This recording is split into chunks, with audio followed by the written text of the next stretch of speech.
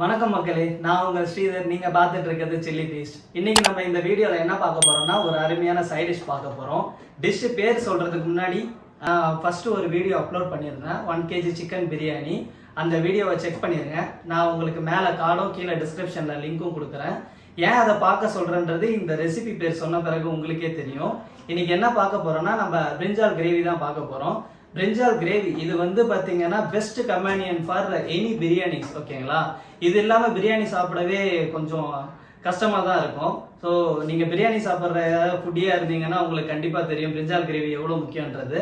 அதுதான் நம்ம இன்னைக்கு பார்க்க போகிறோம். வாங்க டைம் வேஸ்ட் பண்ணாமல் பார்க்கலாம். இன்னைக்கு கத்திரிக்காய் கிரேவி பார்த்தீங்கன்னா பண்ணுறதுக்கு 1/2 kg கத்திரிக்காய் எடுத்திருக்கேன். அதை பார்த்தீங்கன்னா மேலே நம்ம இந்த கேப்பை கட் பண்ணிக்கலாம். இந்த க்ரீன் கலர் லேயர் நீங்கள் வச்சுக்கலாம். இது பார்க்கவும் நல்லாயிருக்கும், டேஸ்ட்டாகவும் இருக்கும். ஸ்லைஸ் பார்த்தீங்கன்னா ஒரு கத்திரிக்காவை 4 இந்த மாதிரி ஸ்லைஸ் பண்ணியிருக்கேன். நம்ம டிஷ்ஷில் இது பார்க்க நல்லாயிருக்கும். ஒருத்தவங்களுக்கும் சர்வ் பண்ணும்போது ஒரு சிங்கிள் கத்திரிக்காய் வைக்கலாம். அடுத்து 2 சில்லி எடுத்திருக்கேன், ஸ்லைஸ் பண்ணியிருக்கேன் சென்ட்ரா. அப்புறம் 1 மீடியம் சைஸ் வெங்காயம், 2 மீடியம் சைஸ் தக்காளி, 1/2 டேபிள் ஸ்பூன் தனியாத்தூள் எடுத்திருக்கேன், 1/4 டேபிள் ஸ்பூன் ஜீரகத்தூள் எடுத்திருக்கேன், 3/4 டேபிள் ஸ்பூன் காரத்தூள் எடுத்திருக்கேன். இது நார்மல் காரத்தூள் தான், காஷ்மீரி மிர்ச்சி எல்லாம் கிடையாது. அதுக்கப்புறம் 1 டேபிள் ஸ்பூன் மிளகு எடுத்திருக்கேன், 1/4 டேபிள் ஸ்பூனுக்கும் கம்மியாக வந்து வெந்தயம் எடுத்திருக்கேன், 1 table spoon ginger garlic paste, 100 gram ginger 100 gram garlic அந்த ரேஷியோவில் அரைச்சி வச்சு அதில் 1 டேபிள் ஸ்பூன் எடுத்துக்கிட்டது. இது பார்த்தீங்கன்னா 2 டேபிள் ஸ்பூன் ஃபுட் வினிகர் எடுத்திருக்கேன். அப்புறம் கொஞ்சம் கருவேப்பிலை. நெக்ஸ்ட்டு பார்த்தீங்கன்னா ஒரு நெல்லிக்காய் அளவுக்கு புளியை வந்து பார்த்தீங்கன்னா நான் ஆல்ரெடி ஊற வச்சு கரைச்சி எடுத்துக்கிட்டேன். அதுக்கப்புறம் 3 டேபிள் ஸ்பூன் வறுத்த வேர்க்கடல, 1 டேபிள் ஸ்பூன் செசமி சீடு எடுத்திருக்கேன். செசமி சீடுனா வெள்ளை இல்லை, இது எடுத்திருக்கேன். அப்புறம் உப்பு. இந்த டிஷ் வந்து பார்த்திங்கன்னா நம்ம முழுக்க நல்லெண்ணெயில் தான் பண்ண போகிறோம். நல்லெண்ணெயில் பண்ணும்போது தான் அந்த டேஸ்ட்டு உங்களுக்கு நல்லா வரும். ஸோ நம்ம இப்போ ஆரம்பிக்கலாம். அடுப்பை பற்ற வச்சு நம்ம கடாயை வச்சுட்டோம். இப்போ இதுக்கு தேவையான எண்ணெய் போட்டுடலாம். இதுக்கு பார்த்தீங்கன்னா நான் 100 ml நல்லெண்ணெய் யூஸ் பண்ணுறேன். இந்த பிரிஞ்சால் கிரேவியை பொறுத்த வரைக்கும் பார்த்தீங்கன்னா எண்ணெய் கொஞ்சம் அதிகமாக தான் தேவைப்படும். நான் அப்போ தான் அந்த டேஸ்ட்டாக இருக்கும். கொஞ்சம் நாளும் யூஸ் பண்ணலாம், வச்சு சாப்பிட்லாம்.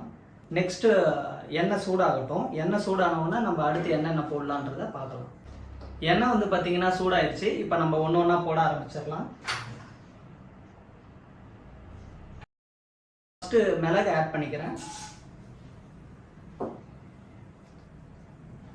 நெக்ஸ்ட்டு வெந்தயம் ஆட் பண்ணுறேன்.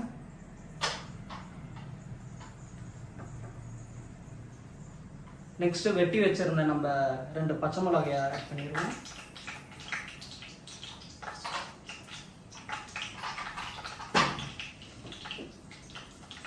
அடுப்பை இப்போ ஸ்லோ பண்ணிடுவோம்.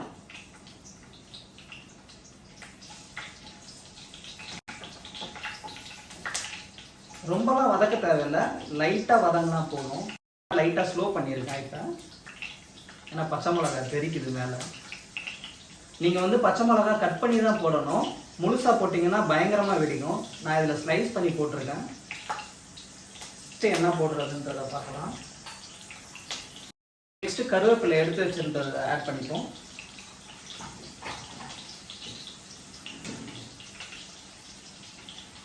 அடுத்து ஆனியன் ஆட் பண்ணுறோம்.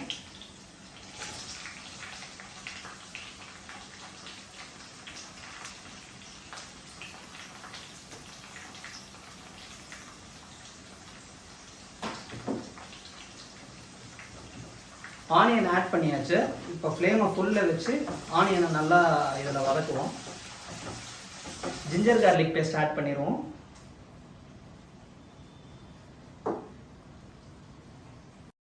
வதக்கிப்போம். ஆனியன் பார்த்தீங்கன்னா ரோஸ்ட் ஆயிடுச்சு. இந்த அளவுக்கு ரோஸ்ட் ஆனால் போதும். இப்போ வந்து நம்ம அடுப்பை சிம் பண்ணிவிட்டு கத்திரிக்காயை ஆட் பண்ணிடுவோம். இப்போத்துலேருந்து நம்ம இந்த டிஷ் முடிக்கிற வரைக்கும் பார்த்தீங்கன்னா அடுப்பு சிம்லேயே தான் இருக்கணும்.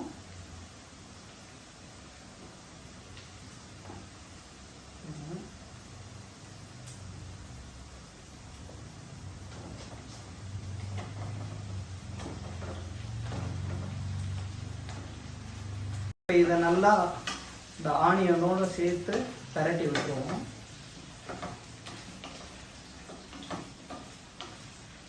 பெரட்டி விட்டுட்டு இந்த கத்திரிக்காய்க்கு தேவையான உப்பை ஆட் பண்ணிடலாம். 1/2 டேபிள் ஸ்பூன் சால்ட் ஆட் பண்ணுறேன்.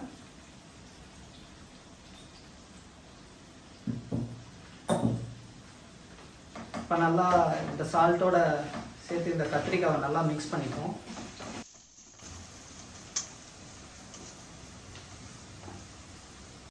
மிக்ஸ் பண்ண உடனே நம்ம வெட்டி வச்சிருந்த தக்காளியையும் ஆட் பண்ணிடலாம்.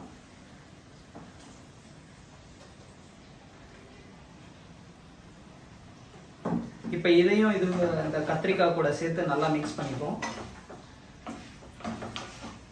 இப்போ சிம்மிலே இந்த கத்திரிக்காவை நம்ம க்ளோஸ் பண்ணி வேக வைப்போம். கத்திரிக்காய் பார்த்தீங்கன்னா இப்போ ஒரு 5 மினிட்ஸாக வந்து வெந்துகிட்டு இருக்கு. ஆல்மோஸ்ட் செமி குக் ஆகிருக்கும். இது நம்ம திறந்து பார்ப்போம் எப்படி இருக்குன்ட்டு. கத்திரிக்காய் பார்த்தீங்கன்னா செமி குக் ஆயிடுச்சு. இந்த டைமில் வந்து பார்த்தீங்கன்னா நம்ம ரிமைனிங் மசாலாஸ் ஆட் பண்ணிடலாம். ஃபர்ஸ்ட் வந்து சில்லி பவுடர் ஆட் பண்ணுறேன்.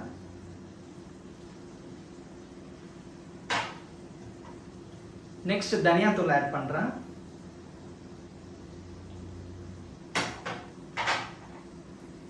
நெக்ஸ்ட் ஜீரகத்தூள் ஆட் பண்ணுறேன்.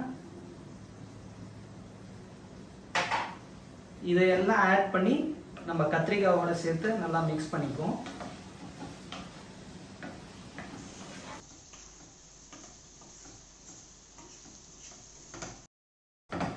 அடுப்பு பார்த்தீங்கன்னா இன்னும் ஸ்லோவில் தான் இருக்கு.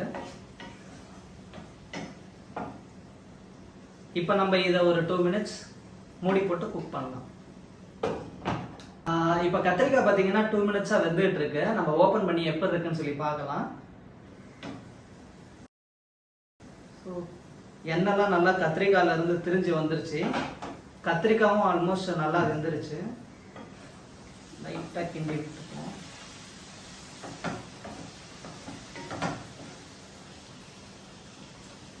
இந்த டைம்ல நம்ம ஊற வச்சிருந்த புளி கரைசலை இதில் ஆட் பண்ணிடலாம்.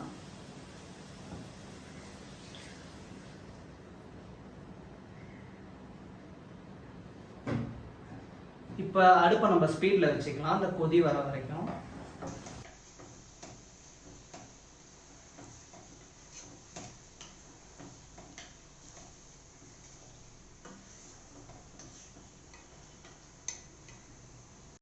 இந்த புளியோட பச்சை வாசனை போகிற வரைக்கும் நம்ம வந்து இதை நல்லா குக் பண்ணிக்கலாம். புளி போட்டு ஒரு 2-3 மினிட்ஸ் இதை நல்லா குக் பண்ணிட்டோம். எண்ணெய் நல்லா மேலே வந்துருச்சு, நீங்களே பார்க்கலாம்.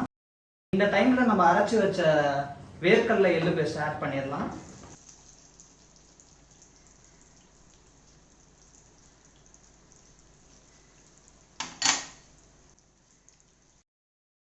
நல்லா மிக்ஸ் பண்ணிடுவோம். இப்போ நம்ம அடுப்பை ஸ்லோவில் வச்சு இதை மூடி போட்டு எண்ணெய் மேலே வர வரைக்கும் இதை நல்லா நம்ம குக் பண்ணலாம். நம்ம எள்ளு பேஸ்ட் போட்டு ஒரு 3 மினிட்ஸ் ஆயிடுச்சு. நீங்கள் பார்த்தீங்கன்னா நல்லா தெரியும், இதில் எண்ணெய்லாம் திரிஞ்சு மேலே வந்துருச்சு. இந்த டைமில் நம்ம இதில் உப்பு செக் பண்ணிப்போம். உப்பு கம்மியாக இருந்தால் இந்த டைமில் நம்ம ஆட் பண்ணிக்கலாம்.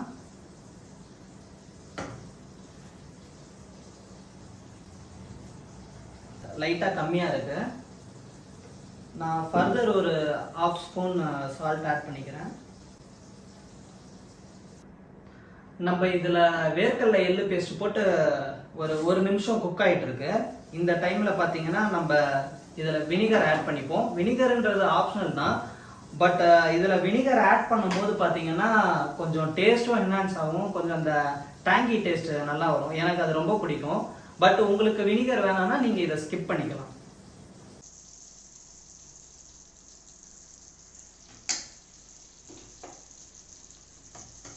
கத்திரிக்காய் பச்சடி பார்த்தீங்கன்னா ஆல்மோஸ்ட் ரெடி ஆயிடுச்சு. ஜஸ்ட் இன்னும் ஒரு நிமிஷம் இதை விடுவோம்.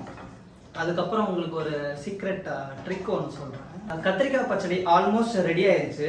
நான் உங்களுக்கு ஒரு ட்ரிக் ஒன்று இருக்குன்னு சொன்னேன்ல, அது என்னன்னா, இப்போ வந்து நம்ம கடாயை ஆஃப் பண்ணிட்டு 1 இல்லைன்னா 2 டேபிள் ஸ்பூன் நல்லெண்ணெய் இது மேலே அப்படியே போட்டுட்டு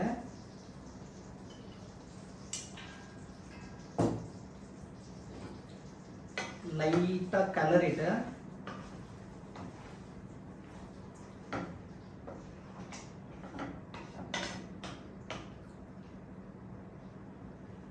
அவ்வளவுதான். நம்ம மூடி போட்டு வச்சுட்டு ஒரு 5 மினிட்ஸ் கழிச்சு இதை சர்வ் பண்ணீங்கன்னா நீங்க லாஸ்டா போட்ட அந்த ஆயிலோட ஸ்மெல் ஃபிளேவர் நல்லா இருக்கும் நீங்க சர்வ் பண்ணி சாப்பிடும் போது.